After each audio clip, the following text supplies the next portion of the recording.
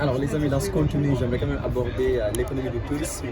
Alors je suis présentement à Gênes, donc Gênes c'est pour les Français, Genova pour les Italiens. Alors si vous regardez derrière moi, il y a un grand aquarium donc, qui reçoit à peu près de 1 300 000 personnes par année à Genova. Donc ça veut dire que c'est une véritable économie qui se tourne autour de cet aquarium, de cette attraction touristique. Alors là je suis un peu dans un véhicule mobile, on va aller faire le tour de la ville.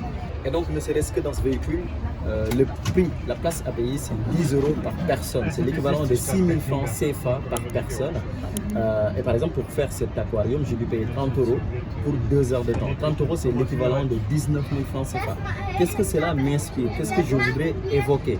Il faudrait que dans nos pays, on puisse faire à peu près la même chose, c'est-à-dire qu'on puisse construire de véritables lieux touristiques autour de nos villes pour générer une réelle économie apporteuse de valeur ajoutée. Qu'est-ce que je veux dire par là? Qui crée de la richesse et donc qui crée des emplois. Aujourd'hui, les principaux lieux touristiques au Sénégal, c'est Dakar, c'est l'île de Gorée, c'est le monument de la Renaissance. Et peut-être quelques points à Dakar. Il y a une réserve quand même qui est visitée de plus en plus aujourd'hui, qui comporte des animaux, on va dire, je pense que c'est les réserves vers Bandia ou Fatala, un truc du style. Mais il faut développer ça davantage dans les autres villes du Sénégal pour pouvoir vraiment créer de la valeur ajoutée et donc une réelle économie touristique. Le tourisme au Sénégal est résumé, on va dire, à peu près aux hôtels. Aux personnes qui viennent au Sénégal. Il n'y a pas que ça comme tourisme. Le tourisme, voilà, c'est les hôtels, c'est les hébergements, c'est les lieux, c'est les attractions, c'est les parcs. Voilà, c'est vraiment un véritable commerce qui constitue l'économie du tourisme. Et je pense qu'il faudrait qu'on aille dans cette diversification dans les villes de Dakar, dans les villes de Thiès. Moi, je viens de Louga.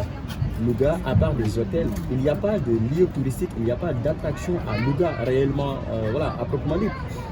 Vous allez à Kaolack, je vous donne l'exemple de Kaolack. Kaolack, c'est une ville qui est à la frontière avec le pays de la Gambie, avec la Gambie. Il y a beaucoup de Gambiens qui traversent au quotidien les frontières pour aller au Sénégal. Mais imaginez quand on va construire, on va dire, des véritables lieux d'attraction au niveau de Kaolack, au niveau de Fatick, combien cela va générer juste grâce à la frontière que nous avons avec la Gambie.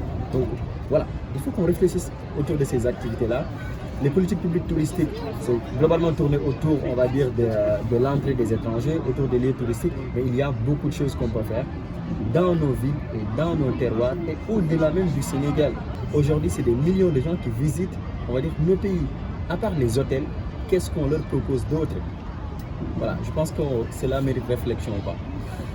Je vous donne rendez-vous en autre contenu sur Sénégal Sikaram. D'ici là, abonnez-vous largement à la chaîne et surtout likez ce contenu. Et dites-moi surtout dans les commentaires qu'est-ce que vous en pensez de nos attractions touristiques, de nos lieux touristiques et de l'économie. Et qu'est-ce qu'on fait réellement pour booster une bonne fois le secteur du tourisme. Salut.